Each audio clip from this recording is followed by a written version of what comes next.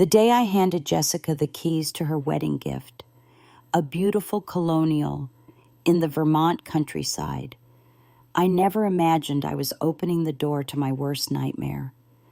I still remember the sunshine dancing across the newly polished hardwood floors, the fresh paint smell lingering in every room, and the pride in my husband Robert's eyes as he watched our daughter explore what should have been the beginning of her happily ever after. We had spent months overseeing the renovation, pouring our hearts and considerable savings into creating the perfect start for Jessica and her fiancé, Greg. "Mom, it's perfect," Jessica had whispered, her eyes brimming with tears as she ran her fingers along the custom kitchen countertops. "I can't believe this is really ours." I should have noticed the word she used, ours, because in Greg Mitchell's family dictionary, that word carried a very different meaning. It wasn't until 3 weeks before the wedding that I discovered what ours truly meant to the Mitchells.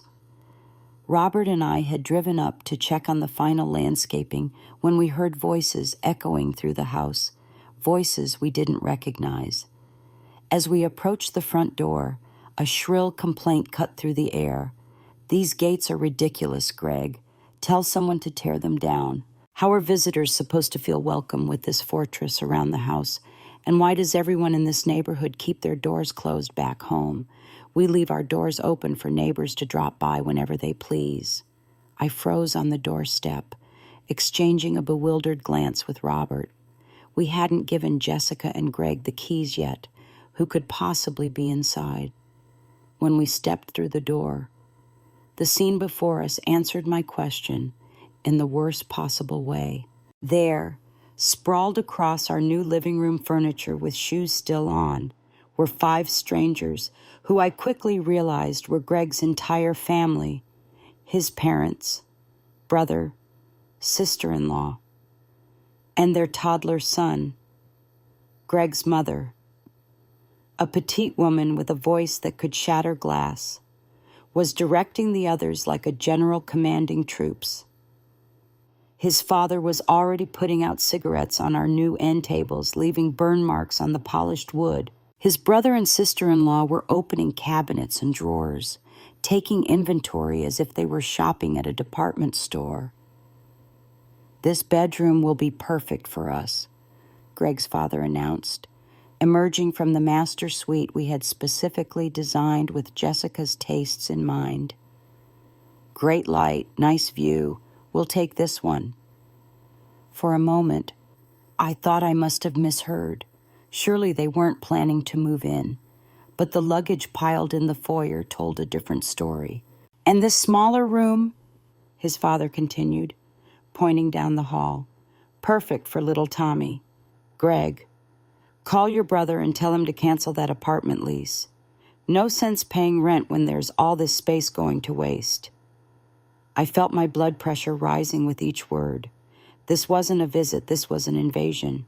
And there stood Greg, shoulders hunched, eyes downcast, not uttering a single word of protest as his family carved up my daughter's future home like a Thanksgiving turkey. Jessica arrived minutes later, her face flushing with embarrassment when she saw us. She tried to smooth things over, suggesting community activities for her future in-laws, places they might enjoy visiting during their stay. But Mrs. Mitchell cut her off with a dismissive wave. "Card games at the community center, please. You think we haven't played cards before?" She snorted, turning away without even acknowledging our presence. It was as if we, the people who had paid for this house, were invisible. I watched my daughter's expression carefully, seeing the conflict in her eyes. She was trapped between her loyalty to Greg and the growing realization that something was terribly wrong. But what broke my heart more than anything was Greg's silence, his complete unwillingness to stand up for Jessica or even acknowledge the inappropriateness of his family's behavior. When Mrs. Mitchell announced casually that Jessica would be responsible for cooking and cleaning for the entire family, "Don't get any ideas about slacking off just because you're the bride," I knew we had reached a breaking point. The look on Jessica's face told me everything I needed to know. She was finally seeing the truth about the future she had nearly committed to. At 65 years old, I've learned that sometimes love means protecting your children, even when they think they don't need protection. As I stood in that beautiful house, watching it transform from a dream into a nightmare before my eyes, I made a decision. This wasn't just about property or money. It was about my daughter's worth, her future, and her happiness. And in that moment, I knew exactly what needed to be said. The Mitchells didn't just move in, they invaded. There's no other word that captures the breathtaking entitlement with which Greg's family descended upon Jessica's new home. Within hours of arriving, they had managed to stake claim to every corner of the house my husband and I had lovingly renovated for our daughter. "This kitchen needs updating," Mrs. Mitchell announced, running her finger along the brand-new marble countertop we'd installed just 3 weeks earlier. "The layout is all wrong, and these appliances far too complicated. Greg, remind me to call my cousin who does renovations." I bit my tongue so hard I tasted blood. Robert had spent weeks researching the best kitchen design, consulting with 3 different contractors to ensure everything was perfect. The appliances were top of the line, selected specifically because Jessica loved to cook. And now this woman who hadn't contributed a single penny to the house was critiquing it as if she were a paying customer dissatisfied with her purchase. Mr. Mitchell was even worse. I found him in the master bedroom, feet propped up on the custom duvet, flicking cigarette ash onto the carpet. "Nice room," he grunted when he saw me standing in the doorway. "Good ventilation, gets the morning sun." Then, without a hint of self-consciousness, he added, "Martha and I will take this one." I stared at him, momentarily speechless. "I'm sorry, what did you say?" He looked at me as if I were the one being unreasonable. "This room, for me and Martha. The newlyweds can take the smaller bedroom at the end of the hall. Jessica won't mind, she's a sensible girl." Before I could respond, Mrs. Mitchell appeared behind me, nodding in approval. "Yes, this will do nicely. And that room across the hall can be for Tommy and Diane when they move in. They've been wasting money on that overpriced apartment in town." "Move in," I finally managed. "Who said anything about Tommy and Diane moving in?" Mrs. Mitchell laughed a sharp, dismissive sound that set my teeth on edge. "Well, it only makes sense, doesn't it? This house is far too big for just 2 people. Such a waste of space, and families should stick together. Don't you think?" I searched her face for any sign that she might be joking, but found none. The Mitchells genuinely believed they had the right to commandeer my daughter's wedding gift and transform it into a boarding house for their entire clan. When Jessica arrived later that afternoon, I pulled her aside, hoping she would put an end to this madness. "Honey, did you tell the Mitchells they could move in here? All of them." The confusion in her eyes told me everything I needed to know. "What? No, of course not. Greg said his parents wanted to see the house, but—" Her voice trailed off as she glanced toward the living room, where Mrs. Mitchell was now rearranging the furniture Robert and I had carefully selected. "That couch needs to go," Mrs. Mitchell was saying to Greg. "It's much too modern. And these curtains, heavens. They barely block any light, Greg. Tell Jessica we'll need proper drapes in here." I watched my daughter's face closely, saw the flicker of dismay quickly masked by the practiced patience of someone who had grown accustomed to making excuses for the inexcusable. "His mom can be a little enthusiastic," Jessica whispered to me, "but she means well." "Does she?" I couldn't keep the edge from my voice. "Because from where I'm standing, it looks like they're planning to take over this house. Your house, Jessica." A shadow crossed her face, but before she could respond, Mrs. Mitchell's voice rang out from the kitchen. "Jessica, come here, dear. I need to show you how to properly organize these cabinets. Honestly, whoever set this up clearly never cooked a day in their life." That whoever was me. I had spent an entire weekend arranging that kitchen exactly the way Jessica had always dreamed. The look of quiet humiliation on my daughter's face as she obediently headed toward the kitchen broke my heart. Later that evening, as Robert and I prepared to leave, I overheard a conversation that chilled me to the bone. "Now about the chores," Mrs. Mitchell was saying to Jessica. "I expect the bathrooms to be cleaned daily. I can't abide a dirty bathroom. And you'll need to get up early to prepare breakfast for everyone. Mr. Mitchell likes his eggs over easy, but not too runny. You understand?" Jessica's response was so quiet I couldn't hear it, but Mrs. Mitchell continued as if she hadn't spoken. "And of course, once Tommy and Diane move in with little Lucas, you'll need to help with the baby too. It's good practice for when you have your own." And I stood frozen in the hallway, waiting, praying for my daughter or her fiancé to object to this outrageous presumption. But all I heard was silence, followed by Greg's meek, "Yes, Mom." That's when I knew this wasn't just about a house. The Mitchells hadn't just come for the property. They had come for my daughter's independence, her dignity, her future. They saw Jessica not as a beloved daughter-in-law, but as an unpaid servant, someone who existed solely to make their lives more comfortable. And Greg, the man who claimed to love her, was standing by in silence, allowing it all to happen. The final straw came during Sunday brunch, a tradition Robert and I had started to help Jessica and Greg settle into their new home. I'd spent the morning preparing my grandmother's famous blueberry pancakes, hoping that perhaps some home cooking might soften the Mitchells' rough edges. How naive I was.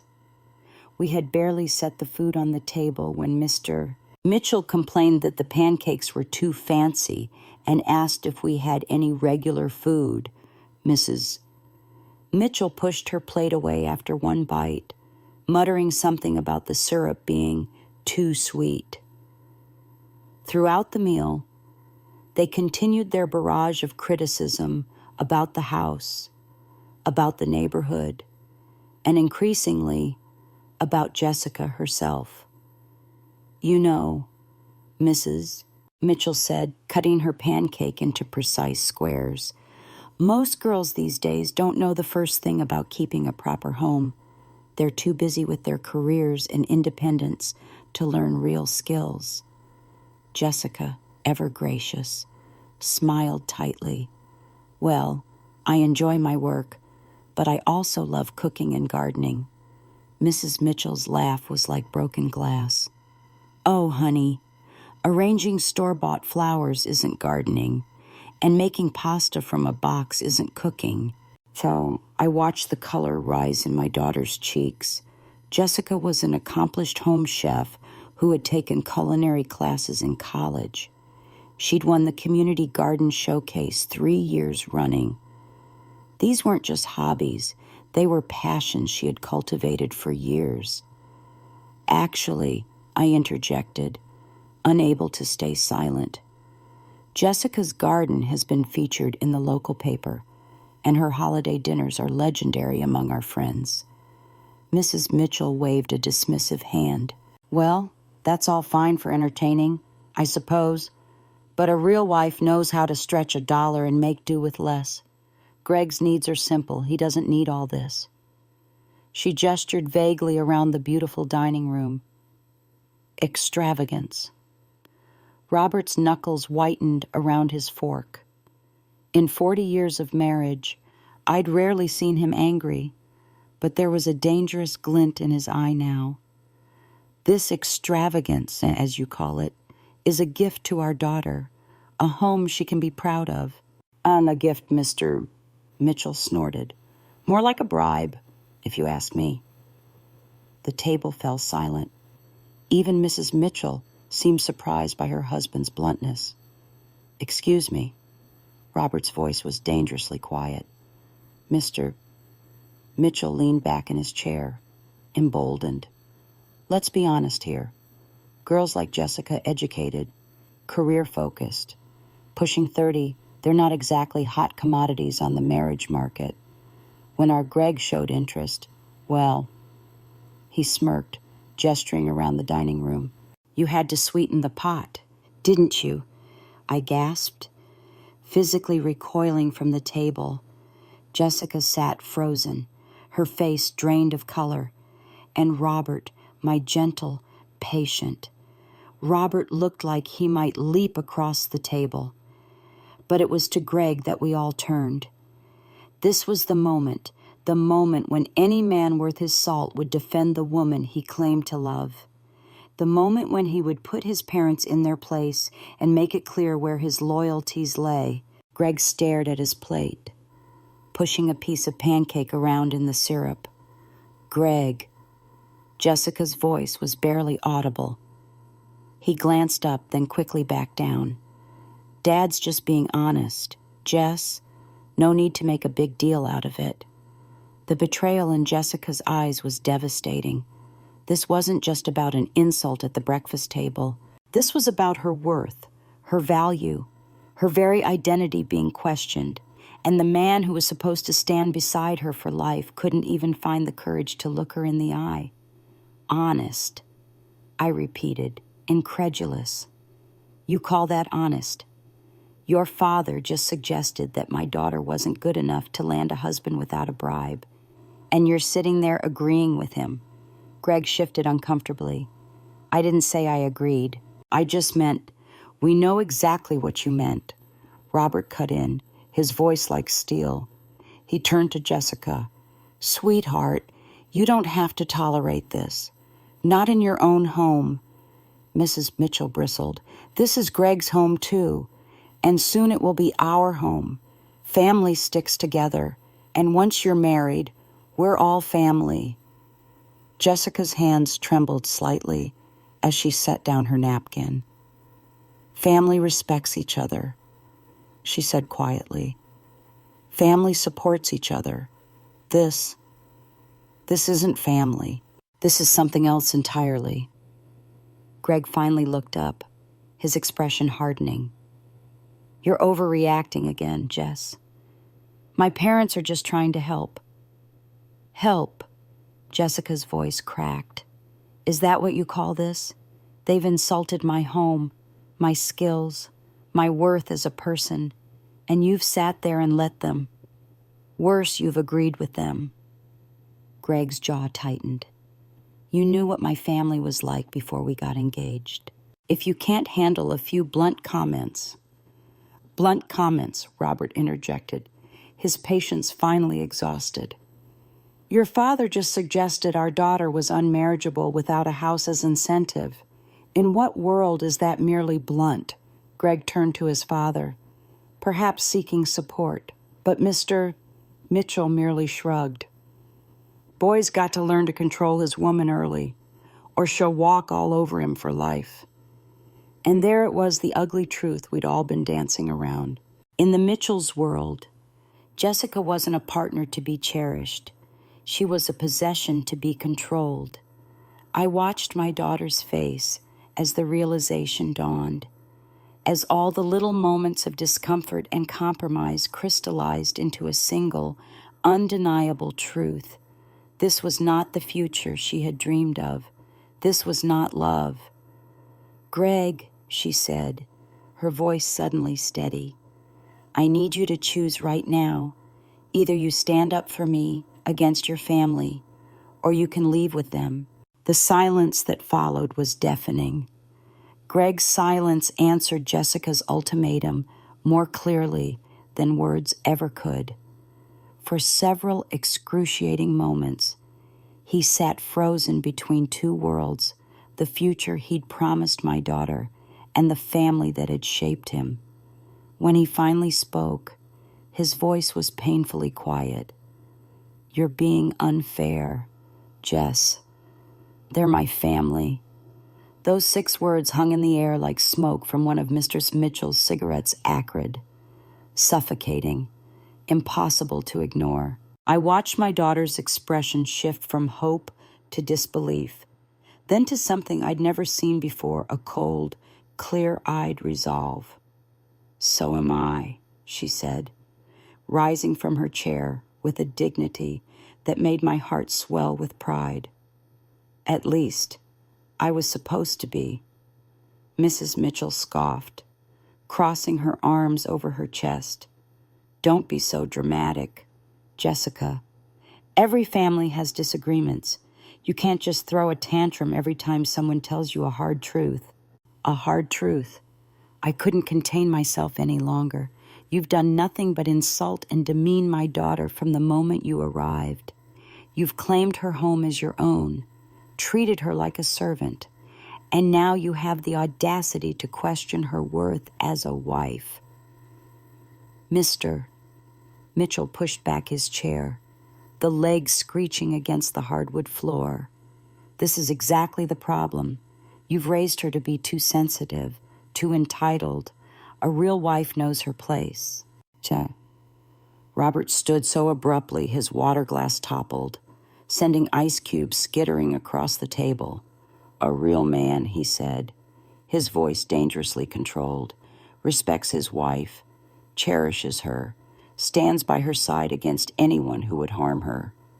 He turned to Greg, who seemed to shrink under his gaze. "Anyone?" Greg's face flushed red. "You don't understand how it works in our family. We're just more traditional." Traditional. Jessica's laugh was hollow. "Is that what you call this? Letting your mother plan to move your entire family into our home without even discussing it with me, sitting silently while your father implies I'm past my prime and lucky to have you. If that's tradition, Greg, you can keep it."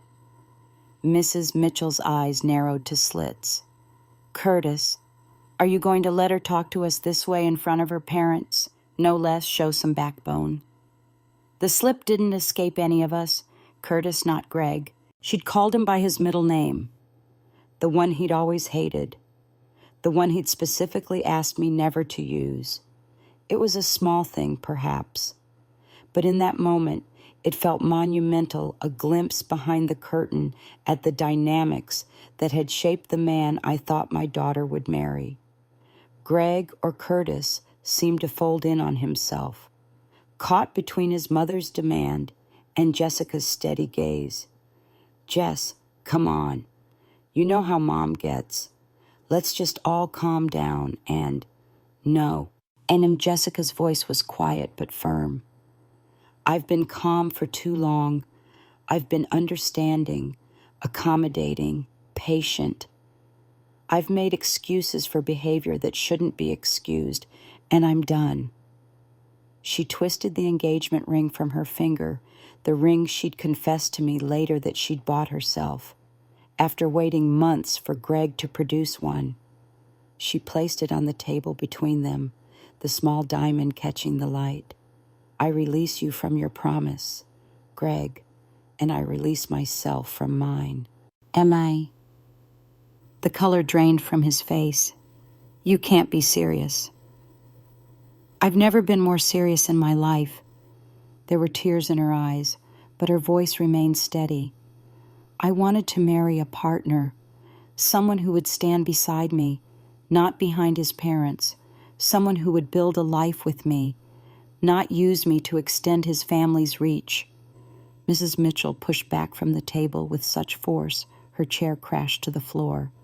"This is ridiculous, Curtis. Tell her she's being ridiculous." But for once, Greg seemed unable to follow his mother's directive.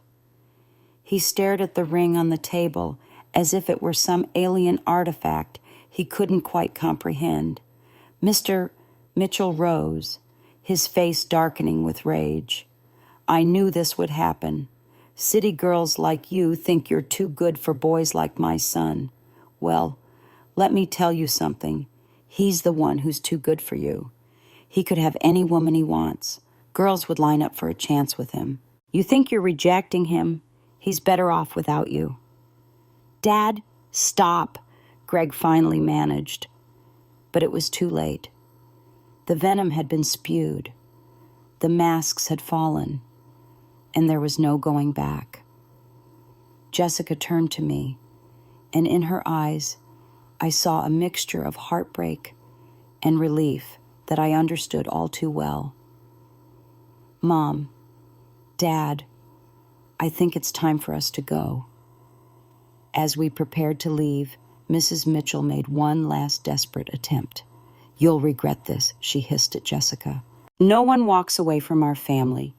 No one. Jessica paused at the door, looking back at the chaos of what should have been her future, the house she would no longer live in, the family she would no longer join, the man who had failed her when it mattered most. I would have loved you, she said softly to Greg. All of you, if you had only let me. As we drove away, Jessica sat silently in the back seat, staring out the window at the passing landscape. I wanted to reach back to her, to offer some motherly comfort, but I sensed she needed this moment of solitude to process the enormity of what had just transpired. It wasn't until we pulled into our driveway that she finally spoke. I'm free, she whispered, almost to herself. Then, looking up to meet my eyes in the rearview mirror, Mom, I'm finally free. 3 weeks after Jessica walked away from Greg and his family, I thought the worst was behind us. The wedding had been canceled, deposits refunded where possible, and Jessica had thrown herself into her work at the architectural firm with renewed passion. The house, that beautiful home that had become the battleground for so much heartache, was put on the market. Jessica couldn't bear to live there now. Too many bitter memories lingered in rooms that were meant to hold joy. It's just a house. Mom, she told me one evening as we sorted through the kitchen items she'd already purchased for her new life. 4 walls and a roof. I can always find another. I admired her resilience, but I also saw the moments when her guard dropped when she'd pause over a serving dish they'd picked out together, or when she'd quickly change the radio station when their song came on. Healing wasn't linear, and Jessica was still finding her way through the maze of grief that follows the death of a future you once believed in. Then came the email. It was a Tuesday evening in late October. Jessica had stopped by for our weekly dinner, something we'd instituted to give her a break from her empty apartment and microwaved meals. She seemed lighter that night, laughing more easily, the shadows under her eyes less pronounced. Progress, I thought. Real progress. After dinner, she checked her phone and her expression changed so dramatically that Robert and I both noticed. The color drained from her face, followed quickly by a flush of red that crept up her neck to her cheeks. What is it? Honey? I asked, setting down my coffee cup. Without a word, she handed me her phone. The email was open on the screen, the subject line brutally simple. Outstanding balance, Greg Mitchell. My stomach clenched as I began to read Jessica. Since our relationship has been terminated, it's only fair that you compensate me for the financial investments I made during our time together. I've attached a spreadsheet detailing all expenses for your review. I'll accept payment via check or electronic transfer at your earliest convenience. Greg cold, clinical, as if their 3-year relationship had been nothing more than a business arrangement gone sour. I scrolled down, and there it was, an attachment labeled Mitchell-Dawson Relationship Expenses XLX. With trembling fingers, I opened the file, and Robert moved to read over my shoulder. What we saw left us momentarily speechless. The spreadsheet was meticulously organized. itemizing every single dollar Greg claimed to have spent on Jessica throughout their relationship. Each entry included a date, description, and amount: January 15th, coffee at Maple Street Cafe, $4. 75 February 14th, Valentine's Day, flowers, $19.99. March 10th, movie tickets, 2, $24.50. April 8th, Jessica's birthday dinner, $65.32. On and on it went. A comprehensive accounting of every meal, movie, gift, and shared expense over 3 years of dating. Some entries were so petty they would have been comical if they weren't so deeply offensive. July 4th, gas to drive to Jessica's parents' house, 32 miles, $8.64. September 22nd, Jessica's portion of pizza delivery, $7.50.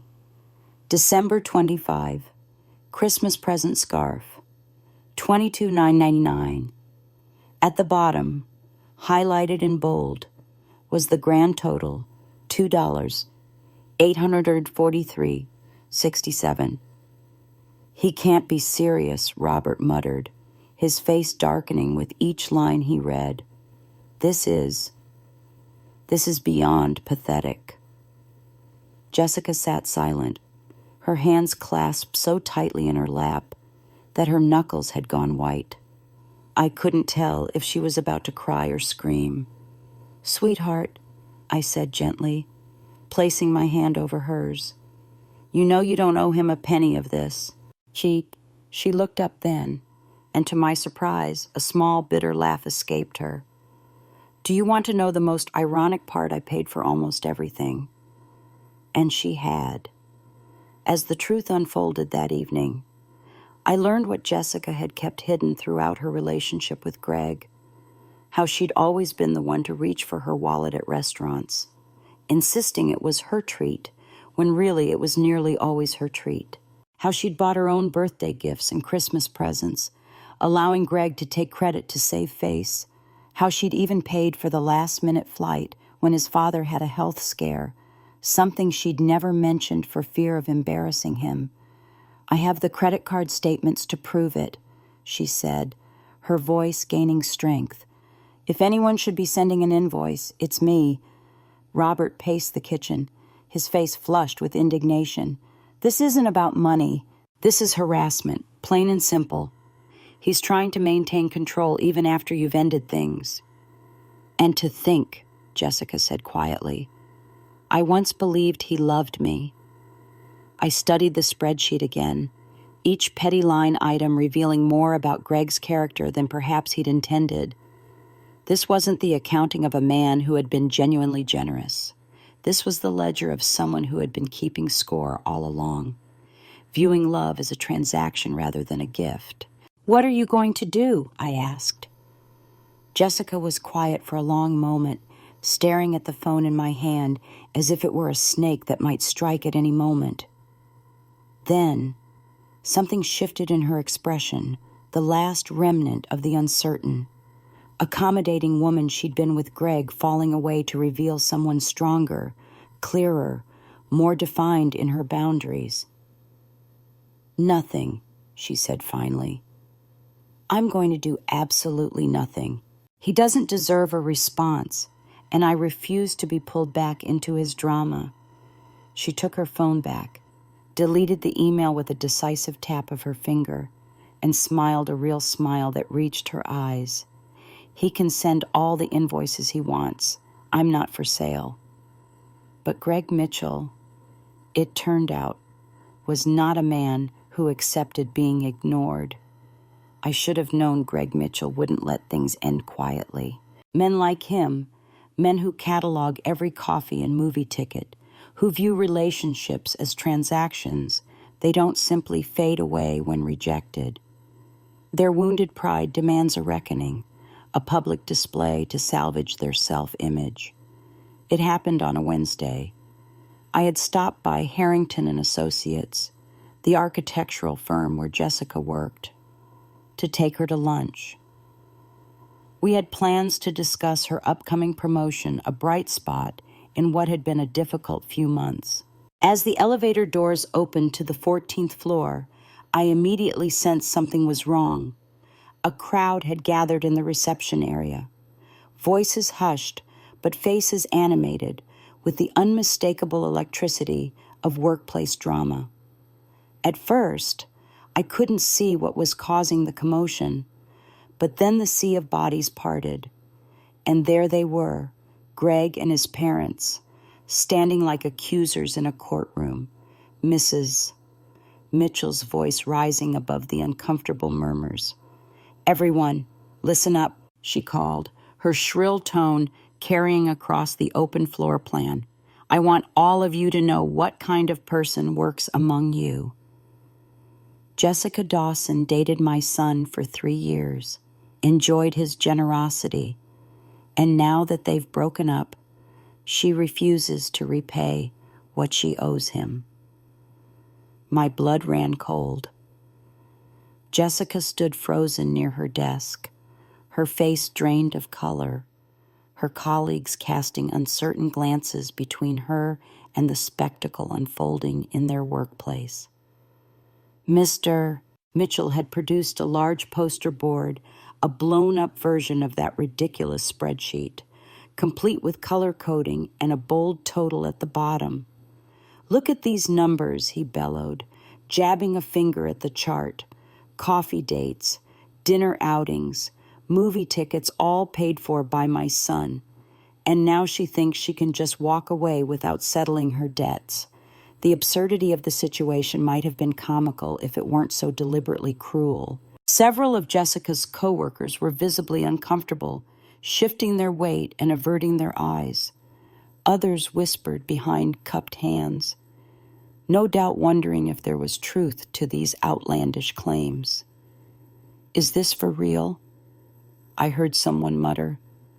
"Over coffee and movie tickets." "Who keeps track of stuff like that?" another whispered back. Greg hung back, allowing his parents to lead the charge. His shoulders were hunched, his eyes downcast.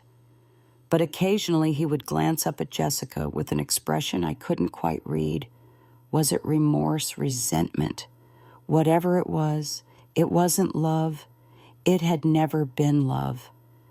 Jessica stood perfectly still, her professional demeanor clearly at war with the humiliation washing over her. I watched as she took a deep, steadying breath and stepped forward. "This is inappropriate," she said, her voice remarkably controlled. "If you have a personal matter to discuss, this isn't the place." Mrs. Mitchell sneered. "Oh, now it's inappropriate. Was it inappropriate when you took advantage of my son's generosity, when you—" "That's enough." I hadn't realized I'd spoken until all eyes turned to me. I moved to stand beside Jessica, placing my hand on her shoulder. "This stops now." Mr. Mitchell puffed up his chest. "This doesn't concern you. This is between Jessica and our son." "Actually," I said, opening my purse with deliberate calm, "since you've chosen to make this a public spectacle, let's handle it publicly." I withdrew my checkbook, yes. I still carry one, a habit from my generation, and a pen. "You claim my daughter owes your son money. Fine, let's settle it right here." A hush fell over the gathering as I wrote out a check, my handwriting perfectly steady, despite the rage simmering beneath my skin. I made it out to Greg Mitchell for $3,000, slightly more than his ridiculous claim, and signed it with a flourish. I tore the check from the book and held it up for all to see. "There, paid in full, with a little extra for your trouble." Mrs. Mitchell's eyes gleamed with vindication as she reached for the check. But I wasn't finished. I let the check flutter to the floor at Greg's feet. "Now," I continued, my voice carrying clearly throughout the now silent office, "let's discuss what your son owes my daughter." Greg's head snapped up, panic flashing across his face. Mrs. Mitchell's triumphant smile faltered. "What nonsense is this?" Mr. Mitchell blustered. But there was a new uncertainty in his tone. For Jessica's birthday last year, she received an iPhone, latest model, cost over $200. She told everyone it was from Greg. I looked directly at him. "But we both know she bought it herself, don't we, Greg? Just like she paid for dinner 9 times out of 10. Just like she covered the flights when your father was in the hospital." Murmurs rippled through the crowd again, but different this time. Sympathetic glances toward Jessica, raised eyebrows and disappointed head shakes directed at Greg. That's not true," Greg stammered, but his face had gone pale. "I have the credit card statements," I said simply. "Jessica has receipts for over $5,000 in expenses she covered for you and your family. So if we're really settling debts today, you still owe her about $2,000. Shall I write up an invoice? Or would you prefer a public payment plan?" The Mitchell family stood speechless, their grand gesture of public shaming collapsing around them. Greg's colleagues were no longer bothering to hide their reactions. Some were openly smirking, others shaking their heads in disgust. Jessica stepped forward, her voice quiet but clear. "I don't want your money, Greg. I never did. I just wanted your respect and your honesty, 2 things you were never able to give me." She turned to her colleagues. "I apologize for this disruption to our workplace. It won't happen again." Then, with a dignity that made my heart swell with pride, she turned back to me. "Mom, I think I'm ready for that lunch now." As we walked toward the elevator, Mr. Mitchell called after us, his voice considerably less confident than before. "This isn't over." Jessica didn't even bother to look back. "Yes," she said, just loudly enough for everyone to hear. "It is." The workplace confrontation should have been the end of it. Any reasonable person, any person with a shred of dignity or self-respect, would have recognized defeat and walked away. But Greg Mitchell had revealed himself to be neither reasonable nor dignified, and his humiliation had only fueled his determination to hurt Jessica. It began subtly. A comment on her professional social media profile from an anonymous account. Wonder how she really got that promotion. At first, Jessica dismissed it as random internet trolling. The digital age has made drive-by cruelty as common as junk mail unpleasant, but ultimately meaningless. Then came more veiled references to gold diggers in the comments section of the firm's website, 1-star reviews of projects she'd worked on, messages to her colleagues hinting at fabricated indiscretions. Each one anonymous, each one carefully crafted to seem believable enough to plant seeds of doubt without being overtly libelous. "It's him," Jessica said one evening, her voice tight as she showed me yet another post. "I can't prove it, but I know it's Greg." I studied the anonymous accusation, a carefully edited collection of photos and texts suggesting Jessica had used unethical means to advance her career. The writing style was sanitized, stripped of identifying quirks, but there was something in the phrasing, in the particular brand of venom, that was unmistakably familiar. "We should document everything," Robert said, his brow furrowed with concern. "If he's escalating, we need to be prepared." We were right to worry. The digital harassment continued for weeks, spreading from professional platforms to personal ones. Old photos from their relationship appeared online, altered and captioned with lies. Context was stripped away. Innocent moments reframed as evidence of Jessica's supposed character flaws. The most disturbing post appeared on a local community forum, a blurry image that had clearly been taken recently, showing Jessica leaving her apartment building. The caption read, real-life gold digger spotted in the wild. Not so high and mighty now, is she? The message was clear. He was watching her. I insisted Jessica stay with us for a few days while we consulted with a lawyer, an old college friend of mine who specialized in harassment cases. She installed security cameras at Jessica's apartment and helped us file reports with the relevant social media platforms. But the anonymous nature of the attacks made them difficult to definitively trace back to Greg. He's being careful, the lawyer explained, using public computers, VPNs, creating throwaway accounts. We know it's him, but proving it legally is another matter. Jessica was remarkably stoic throughout the ordeal, refusing to engage with the online attacks or change her daily routines out of fear. I won't let him control my life, she said firmly. Not again. But privately, I saw the toll it was taking. The dark circles under her eyes, the way she checked over her shoulder in public places, the flinch when her phone notification chimed unexpectedly. The carefree, confident woman who had emerged from the broken engagement was being slowly eroded by this constant, invisible assault. Then the package arrived. It was waiting on our doorstep one Saturday morning, a small, nondescript brown parcel addressed to Jessica. No return address. But the handwriting was instantly recognizable.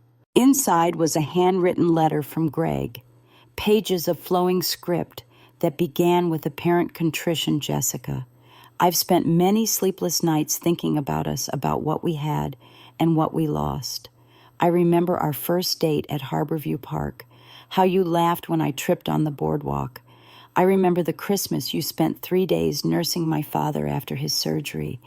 I remember every smile, every whispered secret, every promise we made to each other. The letter continued in this vein for several paragraphs, a carefully crafted reminiscence designed to tug at emotional heartstrings. But as Jessica read further, the tone shifted dramatically. But then you threw it all away. You chose your parents over me. You chose pride over love. And now look at you alone, bitter, the subject of whispers and sidelong glances. Do you think I don't hear how people talk about you? Do you think I don't see how your perfect life is crumbling? I gave you everything, Jessica, everything, and you discarded me like I was nothing. The final paragraph chilled me to the bone. I can't move on while you're still out there, living as if you've done nothing wrong. You were the light in my darkness. Without you, there's nothing left for me. If I can't have you back in my life, I don't know what I might do. Think about that, Jessica. Really think about what your rejection has done and what it might lead to. It wasn't just a letter. It was a threat, carefully worded to maintain plausible deniability, but a threat nonetheless. Jessica's hands trembled as she set the letter down on our kitchen table. He's trying to make me responsible for his emotions again, she said quietly, just like he always did. Robert picked up the letter with a tissue, careful not to contaminate any potential evidence. This crosses a line. We're getting a restraining order. I nodded, pulling out my phone to call our lawyer. As I dialed, I watched Jessica's expression shift from fear to resolve, her jaw setting in a firm line I recognized all too well. I won't live in fear of him, she said, more to herself than to us. I refuse to become a prisoner in my own life. That evening, as we finalized the restraining order paperwork, Jessica paused, pen hovering over the signature line. Will this actually stop him? She asked, a rare moment of vulnerability breaking through her carefully maintained composure. I wished I could promise her it would, that the legal system would protect her completely, but I'd lived long enough to know better. It's a start, I said instead. And more importantly, it creates an official record. If he escalates, there will be consequences. What I didn't tell her was how worried I truly was. Men like Greg Mitchell, men who couldn't accept rejection, who viewed women as possessions to be controlled rather than people to be respected, were unpredictable. And unpredictable men were dangerous ones. The county courthouse stood like a sentinel in the morning light, its stone facade weathered but imposing. Jessica gripped the folder containing our evidence, printed screenshots of the online harassment, the threatening letter, a detailed timeline of incidents since the breakup. Her knuckles were white, but her steps were steady as we climbed the worn marble stairs. "Are you ready for this?" I asked. Pausing at the entrance, she nodded, adjusting her blazer, the same one she wore to important client presentations. "I've been ready since the day I gave back his ring. Margaret Chen, our attorney, met us in the lobby, a former classmate of mine from law school days. She'd built her career advocating for women facing domestic abuse and harassment. Her no-nonsense demeanor had been exactly what Jessica needed when the situation with Greg began to escalate. "Remember," Margaret said as we walked toward the courtroom, "temporary restraining orders are granted without the respondent present. Greg won't be here today. This is just between you and the judge." Jessica released a breath I hadn't realized she'd been holding. That's good. I'm not sure I could face him right now." "You won't have to," Margaret assured her. "Not until the hearing for the permanent order, and I'll be right beside you then." The courtroom was smaller than I'd expected, nothing like the dramatic chambers shown on television. A handful of other petitioners sat scattered among the benches, each clutching their own folders, their own evidence, their own stories of fear and violation. We took our place among them, waiting for Jessica's name to be called. The process itself was surprisingly straightforward. When her turn came, Jessica approached the bench with Margaret, answered the judge's questions clearly and factually, and submitted her evidence. The judge, an older woman with silver-streaked hair and reading glasses perched on her nose, reviewed the materials with a furrowed brow. "Ms. Dawson," she said finally, looking up at Jessica, "based on the evidence you've provided, I'm granting the temporary restraining order. The respondent will be prohibited from contacting you in any form, no calls, texts, emails, social media, or third-party communications. He must stay at least 500 feet away from your home, workplace, and vehicle." She paused, studying Jessica's face. "Are you currently residing at the address listed here?" "Yes, Your Honor. I've installed security cameras and changed the locks." The judge nodded approvingly. "Good. The sheriff's department will serve the order to Mr. Mitchell within 24 hours. The hearing for the permanent order is scheduled for 3 weeks from today." She stamped the paperwork with a decisive thud. "In the meantime, document any violations immediately and report them to the police. Do not engage with him if he attempts contact. Do you understand?" "Yes, Your Honor. Thank you." As we left the courtroom, I felt a curious mixture of relief and apprehension. The temporary restraining order was a victory, but also a sobering acknowledgement of the danger Greg posed. It was one thing to know intellectually that Jessica's ex-fiancé was behaving irrationally. It was another to see a judge formally declare him a threat to her safety. "How do you feel?" I asked as we descended the courthouse steps. Jessica was quiet for a moment, her face tilted toward the autumn sun. "Protected, I suppose, but also exposed, like I've had to lay bare the most humiliating chapters of my life for strangers to judge." Margaret squeezed her shoulder. That's a common feeling among my clients. Remember, you've done nothing wrong. The shame belongs entirely to him. Back at home, Robert was waiting with a pot of coffee and an anxious expression. How did it go? The judge granted the order, I said, setting my purse down with a sigh of relief. The sheriff will serve Greg within 24 hours. Robert's shoulders relaxed slightly. Good. That's good. He turned to Jessica. Honey, I hope you know how proud we are of you for standing up for yourself this way. It takes courage. Jessica managed a small smile, though the exhaustion of the morning was evident in the shadows beneath her eyes. I keep thinking about what happens next. Will a piece of paper really stop him, or will it just make him angrier? It was the question none of us wanted to voice, but all of us had considered. Restraining orders were vital tools, but they weren't magical barriers. They couldn't physically prevent someone determined to cause harm. That's why we're taking additional precautions. Margaret reminded her. The security system, the documentation protocol, the emergency contacts. And remember, violation of a restraining order is a criminal offense. If Greg has any sense of self-preservation at all, he'll back off rather than risk arrest. Jessica nodded, but I could see the uncertainty lingering in her eyes. I moved to the kitchen, busying myself with pouring coffee, needing a moment to compose myself. The mother and me wanted to wrap Jessica in my arms and promise her everything would be all right, just as I had when she was small. But we were beyond simple reassurances now. Instead, I focused on what we could control. I've spoken with Alan at the security company, Robert said, accepting a mug from me.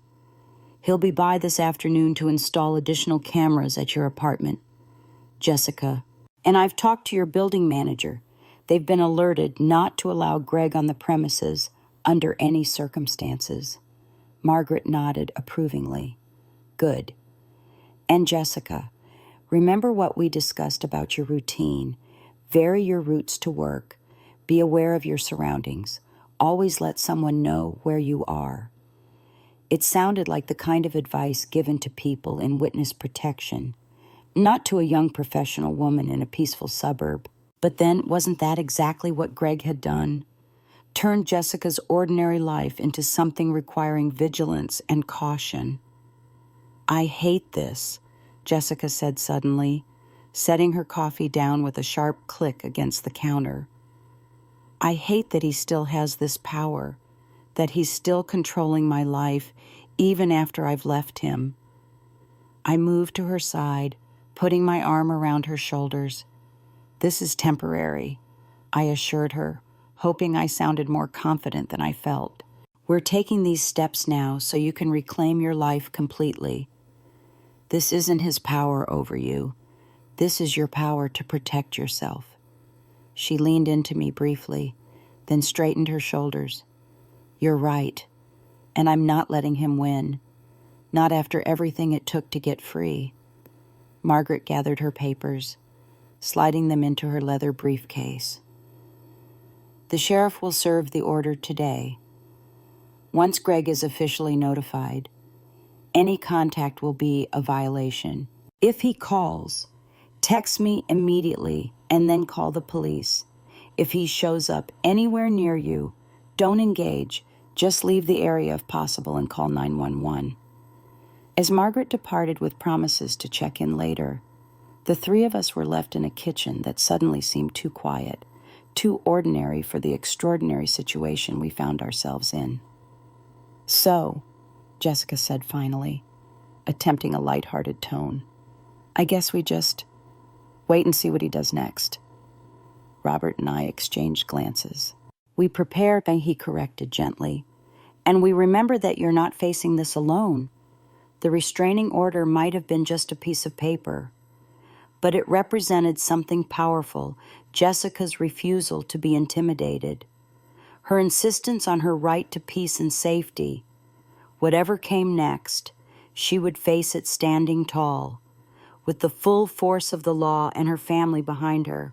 Spring arrived in Massachusetts with a gentle persistence, coaxing crocuses through the thawing earth and warming the air with promises of renewal.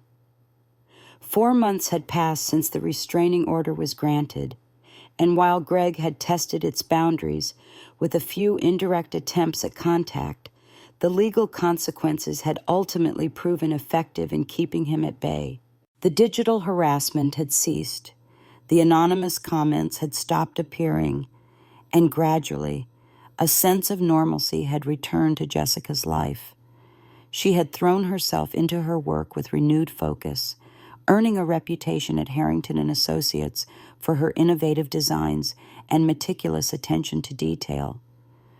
When the firm was selected to represent Boston at the Northeast Regional Architecture and Design Summit, Jessica was the natural choice to lead their presentation. "They want me to showcase the Riverside project," she told us over Sunday dinner, a flush of pride coloring her cheeks. "It's a huge opportunity for the firm and for me."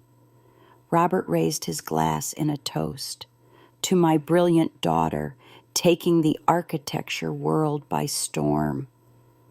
I studied her face as she laughed, noting the light that had returned to her eyes, the ease in her smile. The Jessica who had stumbled out of that toxic relationship wounded, doubting, looking over her shoulder had been gradually replaced by this confident, self-possessed woman. It wasn't just that she had healed, she had transformed, emerging stronger and clear about who she was and what she deserved. The summit was held at the Four Seasons Boston, a 3-day gathering of the region's most prestigious firms and influential clients. Jessica's presentation was scheduled for the second day, and though she assured us she wasn't nervous, I noticed she'd prepared her notes with characteristic thoroughness. "Mom, Dad, you really don't need to come," she insisted when Robert suggested we attend for moral support. "It's going to be incredibly technical and probably boring for anyone outside the industry." We promised to look fascinated even during discussions of load-bearing calculations, Robert said solemnly, making her laugh. In the end, we compromised we wouldn't attend the presentation itself, but would join her for the networking reception afterward. When we arrived at the hotel ballroom that evening, Jessica was already surrounded by a small group of admirers, her hands moving animatedly as she explained some aspect of her design approach. "That's our daughter," Robert murmured proudly as we accepted champagne flutes from a passing server. I watched from a distance, not wanting to interrupt her professional moment. Jessica looked stunning in a simple navy dress, her hair swept into an elegant updo that highlighted her graceful neck and the confident set of her shoulders. But what struck me most was how at ease she seemed, how naturally she commanded attention without seeking it, how authentic her enthusiasm was as she discussed her work. It was during this conversation that he first appeared, a tall man with thoughtful eyes and an attentive expression, who seemed genuinely interested in Jessica's explanation of sustainable urban design principles, while others in the group eventually drifted away to network elsewhere. He remained, asking questions that revealed a deep understanding of the subject matter. Later, Jessica would tell me that their conversation had flowed effortlessly from architecture to urban planning to community development, each topic revealing new points of connection between them. "It wasn't just that he was knowledgeable, Mom," she explained. "It was that he listened, really listened when I spoke." Guide. His name was Ethan Parker, a graduate of MIT's urban planning program and co-founder of Parkwell Development, a firm known for its innovative approach to mixed-use projects that prioritize community needs alongside profitability. He came from a respected Boston family, his father a retired judge, his mother a professor of literature at Harvard. But there was nothing pretentious about him, no hint of the entitlement that had characterized the Mitchells' approach to life.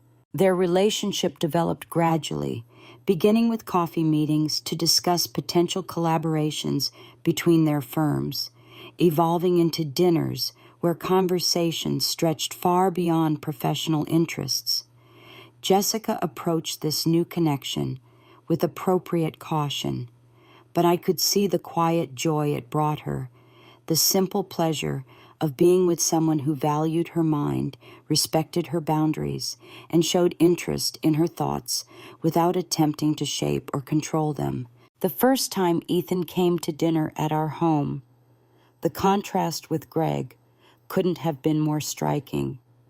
Where Greg had been performatively polite, yet ultimately dismissive, Ethan engaged with Robert and me as people worth knowing, asking thoughtful questions and listening intently to our responses.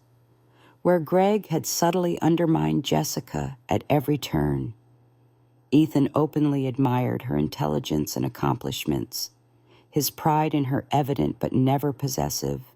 "Mrs. Dawson," he said as I walked him to the door that evening, "thank you for raising such an extraordinary daughter. I feel fortunate to know her." There was no calculation in his words, no agenda, just a simple expression of appreciation that brought unexpected tears to my eyes. "I'm the fortunate one," I told him honestly. When Ethan invited Jessica to meet his parents, she approached the dinner with understandable apprehension. The Mitchell family had taught her to expect judgment, criticism, and territorial marking from potential in-laws. Instead, she found herself welcomed into the Parker home with genuine warmth and respect. "Mrs. Parker served dessert she'd made herself," Jessica reported with wonder. "And she actually asked questions about my work, real questions, not just polite small talk. And his father." She shook her head, still processing the experience. "He told Ethan he was lucky to have met me." Can you imagine Mr. Mitchell ever saying something like that? I couldn't. The Mitchell family had viewed Jessica as an acquisition, a serviceable addition to their son's life who would cook, clean, and cater to their needs. The Parkers saw her as a person of value in her own right, someone who enriched their son's life through her character and capabilities rather than her subservience. "They're just normal," Jessica said, laughing at the simplicity of the observation. "Healthy, functional, kind people who actually like each other. I didn't know families like that existed outside of TV shows." The irony, of course, was that our family had always been that way.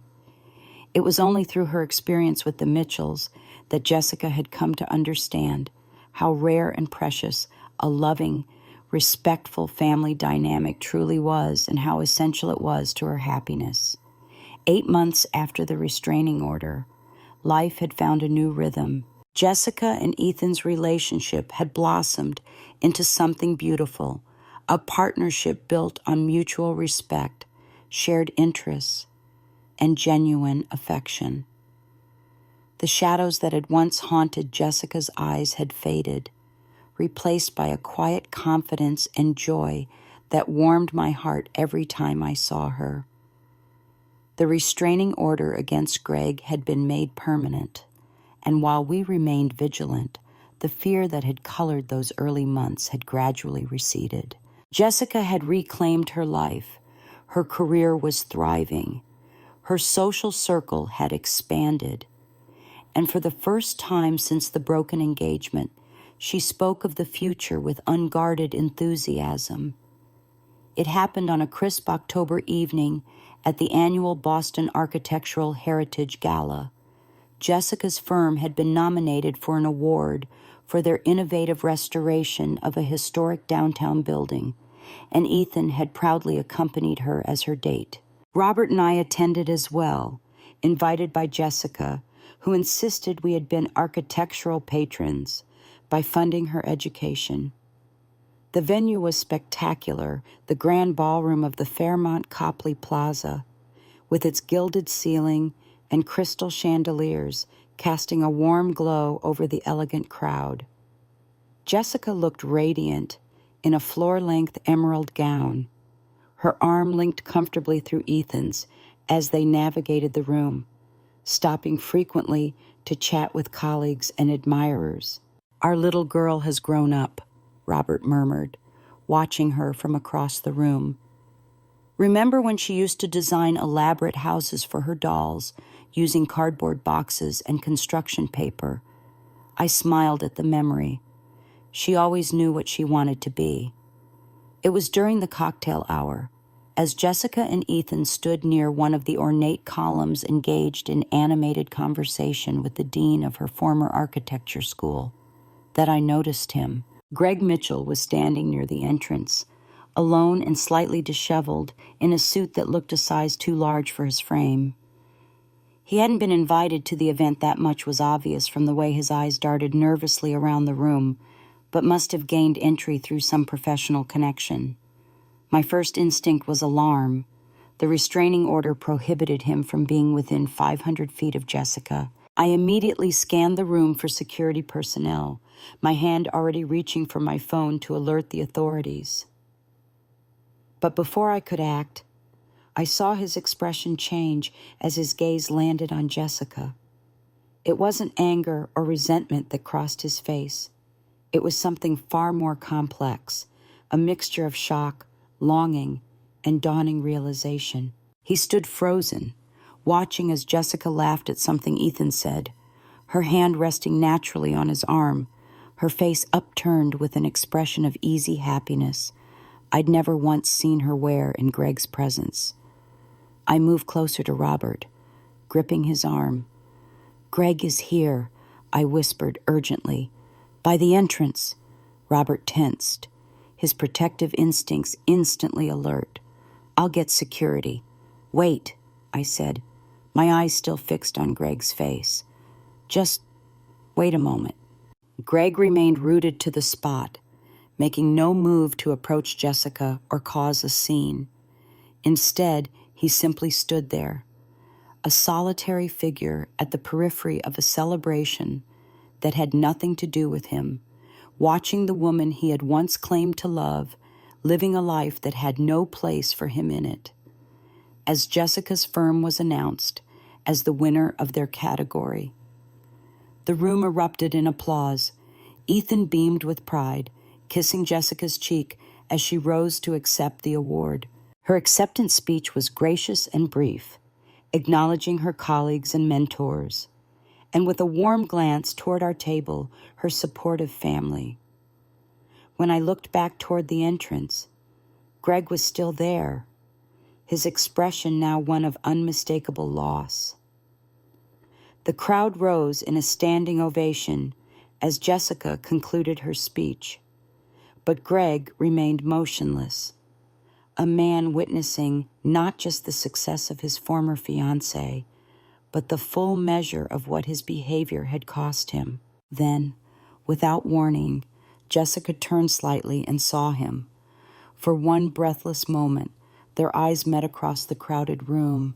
I tensed, ready to intervene if necessary. But Jessica's reaction surprised me. There was no fear, no anger, not even discomfort, just a brief moment of recognition, followed by something that looked remarkably like pity. She didn't acknowledge him beyond that fleeting glance. Instead, she turned back to Ethan, accepting his congratulatory embrace with a smile that spoke volumes about where her heart now resided.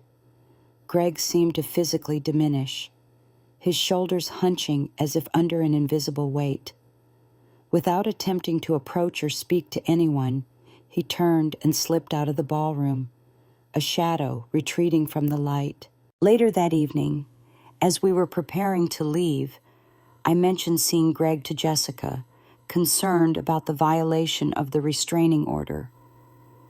"I saw him," she admitted quietly. "But honestly, Mom, I'm not worried anymore. Did you see his face? He finally understands that it's over, really over." "Are you sure?" I asked, studying her for any signs of distress. We can still report the violation. Jessica considered this for a moment, then shook her head. I don't think that's necessary. He wasn't trying to approach me or cause problems.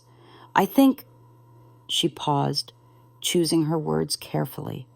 I think he just needed to see for himself that I've moved on. As we gathered our coats, Ethan appeared at Jessica's side, his hand finding hers in a gesture so natural it seemed they'd been doing it for years rather than months. Everything okay? He asked, picking up on the serious tone of our conversation. Jessica smiled up at him, her expression soft and certain. Everything is perfect, she said, and I knew she meant it. Walking to the car, I watched Jessica and Ethan a few steps ahead of us, their heads bent close together as they talked, their laughter occasionally drifting back to us on the cool evening air. Robert took my hand, giving it a gentle squeeze. She found her way, he said simply. I nodded, my throat tight with emotion.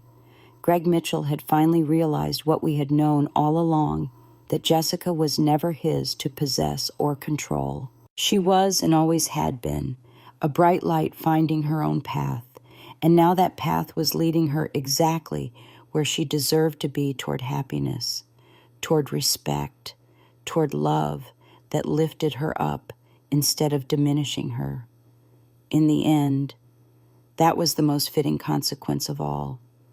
Looking back on Jessica's journey, I'm filled with both heartache and hope.